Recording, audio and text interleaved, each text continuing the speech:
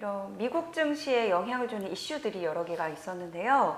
임금 상승률 둔화로 미 3대 지수가 상승을 했던 것도 그렇고요. 네. 앞으로 미 증시 흐름이 어떨까요? 최근에 발표된 12월 비농업 부분 일자리가 네. 시장 전망치는 이제 20만 개였는데 22만 3천 개를 증가했다고 발표를 했어요. 근데 전월 이제 25만 개 대비는 이제 소폭 감소를 했습니다.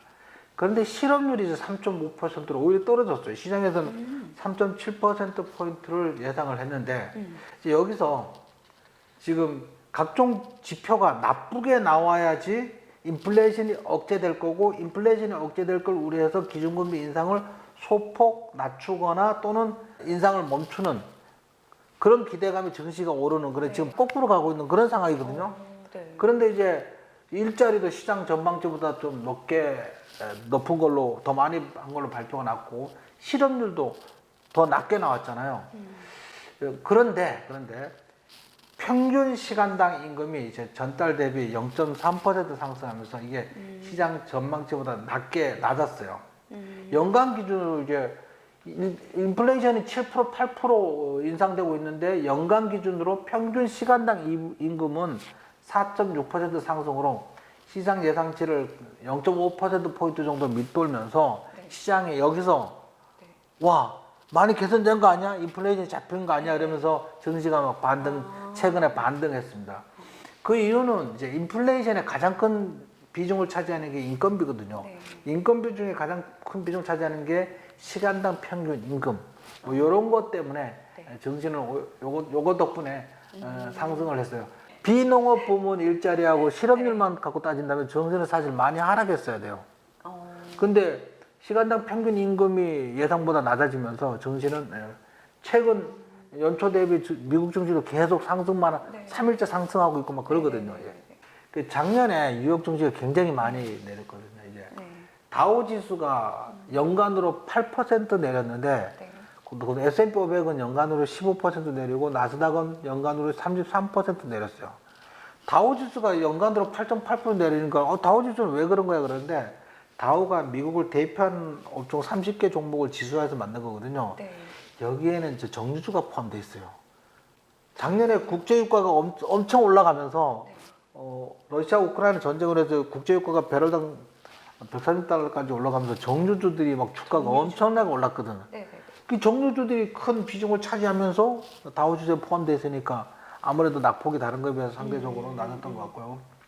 나스닥이 33% 하락한 이유는 기준금리 인상을 하니까 나스닥에 상장된 테크 기업들은 막 공장을 짓는다든지 연구개발비를 들인다든지 영업비를 쓴다든지 이렇게 해서 은행 레버리지를 굉장히 많이 사용하는데 금리가 올라가니까 아무래도 굉장히 많이 내렸겠죠. 어쨌든 이제 작년에 그렇게 뉴욕 증시가 역대 2008년인가 이후로 굉장히 역대급으로 많이 내렸는데 그 이유를 하나씩 정리를 해보자 보면, 첫 번째는 이제 러시아 우크라이나 전쟁으로 인한 국제 유가의 배럴당 130달러. 뭐 그게 큰 원인이었고, 그다음에 러시아가 유럽으로 가는 천연가스 밸브를 잠그면서 유럽에서 천연가스 가격이 뭐 10배씩 급등했어요. 그다음에 미국 내에서 휘발유가 굉장히 중요한데 휘발유 가격이 이제 갤런당 1달러, 2달러 하다 5달러까지 올라가고 막 그랬어요. 그러니까 이제 인플레이션이 굉장히 많이 올라가고 그러니까 증시가 많이 내린 것 중에 하나가 되는 것 같고요. 그 다음에 이제 중국이 코로나로 인해서 셧다운을 굉장히 여러 번 했어요. 상하이 셧다운, 베이징 셧다운, 우한 셧다운, 그 다음에 사천성 청도 셧다운, 이걸 계속 하면서 코로나 봉쇄 정책을 하면서 전 세계 공급망 문제를 일으켰고, 그러다 보니까 그 증시가 또 많이 내린 큰 이유 중에 하나였던 것 같고요. 그 다음에 미국이 인플레이션을 잡기 위해서 막 과도하게 작년 6월 달부터 0.75%포인트 올리는 자이언트 스텝을 4번 연속으로 하고, 그 다음에 11월, 12월에는 0.5%포인트 인상하는 빅 스텝을 2번 연속을 하고, 그러면서 급격한 금리 인상으로 인해서 나스닥 관련주들이 아까 설명한 것처럼 많이 내렸겠죠. 금리에 민감하니까. 뭐 그러고 또 결정적인 건 테슬라가 트위터를 인수하면서 작년 12월에만 36% 내렸어요. 이게 원래 테슬라가 시가총이 굉장히 높았는데 저렇게 네. 막 폭락을 해버리니까 나스닥 기술주 전체를 끌어내리는 작용도 했었어요. 사실은 일론 머스크가 그 트위터를 인수한다고 했다가 안 한다 그랬어. 네. 왜냐면 원래 인수를 한다고 말했을 때는 3월달, 4월달이었는데 가만히 보니까 연준에서 기준금리를 막 올릴 것 같거든. 비용이 예상보다 더 커 보이니까 이제 한다 그랬다가 안 한다 그랬어요. 일론 그랬더니만 머스크가 번복에 계시잖아요. 예, 그렇죠. 그런데 이제 안 한다고 했는데 미국 증권거래소에서 그러면 위약금 1조 원을 물어라. 에이, 그럴까 하면 내가 인수를 하겠다 그래도 다시 인수를 했어요. 인수를 했는데 애초에 인수를 하겠다고 생각한 거는 3, 4월 달이란 말이에요. 실제 인수를 한 건 11월 달이야. 네. 11월 달엔 기준금리가 막 천정부지로 오르고 있던 시기인 거지.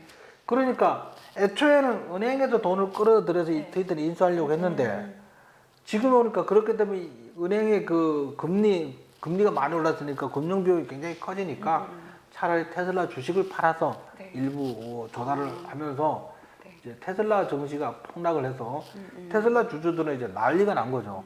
일론 머스크의 트위터 쇼핑에 왜 테슬라 주주들이 피해를 봐야 되냐? 네. 네, 뭐 그렇게 난리가 난 겁니다. 그 외에도 이제 페이스북 메타 플랫폼 이것도 한 70% 내렸고요. 아마존도 엄청 내렸어요. 한 70% 내렸어요. 오히려 메타 플랫폼은 팬데믹으로 인한 2010년 3월보다 더 내렸어. 급락한 것보다 더 내렸고 아마존도 그 수준까지 내려서 심각하네요. 예. 거기다 마지막으로 이제 우리 강주현 아나운서가 좋아하는 비트코인 네. 이가 갈리고 치가 떨리는 네. 비트코인도 연초 대비 64%나 급락하면서 네. 더군다나 뭐 ATX인가 코인 거래소까지 상장 폐지되면서 이건 역시 하락을 한 원인이었고요. 역대로 이렇게 많이 하락하고 S&P 500이 연간으로 마이너스까지 간 적은 역대로 한 5번 정도밖에 안 된다고 해요. 그래서 어마어마한 하락장이었어요, 작년이. 그렇죠. 네. 그러면 이제 어떻게 될 것이냐? 그러려면 이제 저걸 좀 이해를 해야 돼요. 증시를 좀 이해를 할 필요가 있어. 네. 2020년 3월 달에 코로나 확진자가 10만 명 늘기 시작하면서 폭락하기 시작하더니만 15만 명에 한 20% 폭락하고 팬데믹으로 인한 증시가 35% 급락을 한 최저점이 2020년 3월 23일 정도였는데 당시 전 세계 코로나 확진자 수가 33만 명이었어요. 33명밖에 안 됐어. 네. 근데 막 폭락을 한 거야. 그 이후로 확진자 수가 어마어마하게 늘어나고 있는데 증시는 또 어마어마하게 폭등을 했어. 네. 예를 들면 2021년 1월 기준으로 증시는 팬데믹으로 인한 급락 직전보다 한 100% 이상 많이 올랐는데 전 세계 코로나 확진자는 8,300만 명이었어요. 아니 확진자가 늘지도 않았는데 증시가 폭락하더니 막 확진자가 막 늘어나고 있는데 증시가 상승을 해. 이걸 이해를 해야 된다고. 네네. 이건 뭔 말이냐면 네. 확진자가 늘지는 않는데 늘어날 걸 대비해서 이미 34% 폭락한 거예요. 선반영되니까 주식. 그렇죠. 예, 그 얘기야. 폭락을 한 거야. 그러고 확진자가 늘어나지만 이미 선반영 됐기 때문에 네. 이제는 백신 개발로 인해서 코로나가 잡힐 거란 기대감에 증시는 상승한 거야. 확진자 늘어났는데도 불구하고. 요거 잘 기억해둬요. 네네네. 요거 잘 기억하고. 네. 그 다음에 작년에 네. 증시가 굉장히 많이 내렸잖아요. 2022년에 증시가 굉장히 많이 내렸는데 실제로 미국 경제 상태는 아주 좋았어요. 11월 28일자의 기사를 보면 미 금융정보업체 팩트세트에 따르면 이제 3분기 S&P 500 구성 종목 가운데 매출이 시장 전망을 크게 웃돌아서 실적이 서프라이즈를 기록한 기업이 비율이 71%나 돼요.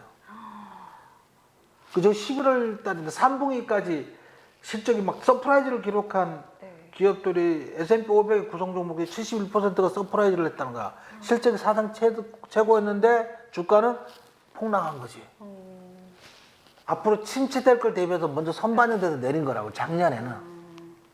그 기준금리를 여기까지 요거 두 번째 기억하시고요. 여기까지 내렸는데 이제 이런 일이 벌어졌는데 이제 올해 이제 2023년 올해 경기 침체가 올 게 예상돼요. 왜? 그 연준에서 인플레이션 억제하려고 경기 침체를 만들려고 기준금리를 단기간에 4.5%까지 올렸잖아요. 그 실제로 이제 각 기업들도 막 인력을 정리해고를 많이 시키고 막 그러면서 경기 침체가 예상되는데 그럼 경기 침체가 예상되면은 증시는 내리는 거 아니냐? 아니 경기 침체가 예상될까 봐 작년에 이미 내렸다고. 그 지금은 무슨 일이 벌어져요? 경기 침체가 예상되는데 경기 회복 기대감이 증시가 오를 거라고요. 자, 2020년으로 되돌아가서 네. 코로나 팬데믹하고 기억을 잘 떠올리면 그래요. 코로나 확진자가 늘지 않은데 코로나 확진자가 많이 늘 걸 대비해서 주가가 먼저 폭락을 했고 확진자가 막 늘어나는데 증시는 늘어나는 게 백신도 맞을 거고 뭐 그게 잡힐 거라는 기대감에 증시가 폭등했다고요. 폭등, 네. 급등. 그것처럼 지금 마찬가지라는 거지. 경기 침체가 예상되지만 네. 이미 경기 침체가 예상될 거라 해서 작년에 사상 최저로 많이 내렸잖아요, 증시가. 네. 올해는 경기 회복 기대감이 올 거라는 거죠. 그래서 2023년 증시는 상승장이 예상된다. 그 시기는 이제 빠르면 3월달 FOMC나 5월 FOMC쯤이면 네. 이제 금리 동결로 갈 거야라는 말이 나올 가능성이 높고 그렇게 되면 이제 증시는 굉장히 많이 오를 가능성이 많다고 생각합니다. 그래서 시기는 뭐 1분기 말이나 2분기 초부터 상승장이 시작되지 않을까. 근데 더 깊이 들어가면 역대로 이렇게 많이 하락한 다음에 반등 나올 때는 두세 배씩 올랐어요. 정말요? 그러면 지금 대세 상승장이 시작될 가능성이 네. 높다는 거야. 제가 작년부터 계속 이 얘기를 떠드는데 사람들은 아직 안 믿어. 네. 어떨 때 믿어요? 한참 올라가야 믿는 거지. 저 이제 그때 늦었죠. 근데 선수들은 아니라니까 지금 산다니까. 여기서 가장 대표적인 선수가 워렌 버핏이야. 워렌 버핏은 작년에도 주식을 굉장히 많이 샀어요. 작년 폭락했을 예, 때. 예. 작년에 계속 주식을 샀어. 지금도 마찬가지야. 그래서 선수들은 지금 주식하기 가장 좋을 때. 지금이 적기입니다, 여러분. 네. 우리 강주현 아나운서도 빨리 종잣돈을 뭐 좀 마련을 해서 네. 본격적으로 이제 네. 조금 소액으로 하는 거 말고 본격적으로 해서 시작을 한번 해봐야죠. 네, 제대로 한번. 네, 네. 이런 대세 상승장은 평생에 몇 번 안 와요. 그래요? 근데 많은 사람들이 이 자체를 몰라. 모르고 하다가 많이 오른 상태에서 그때 막 쫓아가서 흥분하는데 지금 준비해야 된다고. 지금 이런 것들이 굉장히 좀 통찰적인 부분이잖아요. 일어나지 않는 일을 예상하는 거니까. 근데 제가 막 지어낸 얘기가 아니고 과거 역사가 그리 말을 해. 과거 역사가 그렇게 됐어. 그러면 이번에도 그렇게 되겠죠. 왜? 인간의 탐욕과 감기는 변한 게 없어. 예전에 그 몇백 년 전에 네덜란드의 튤립 한 송이가 집 한 채 값이 가던 그 감기가 아직도 여전히 일어나고 있어요. 그러니까 지금이 모든 사람이 지금 절망에 눈물을 흘리고 있을 때가 가장 좋을 때인 거죠. 주식하기. 추석이 또 엊그제 같았는데 벌써 또 곧 설 연휴가 시작이 될 것 같은데요. 네. 시간이 진짜 빠른 것 같아요, 원장님. 네. 네. 빠르네요. 예. 네, 경기도 이렇게 시간처럼 빠르게 회복이 되었으면 좋겠습니다. 새해 복 많이 받으시고요. 모두 건강하세요. 예, 우리 주식 톡톡을 사랑해 주시는 많은 구독자 여러분들 감사드리고요. 그다음에 우리 강주현 아나운서도 새해 복 많이 받으시고요. 많이 받으세요. 올해 대세 상승장 시작된다는데 다들 대박 나시기 바랍니다.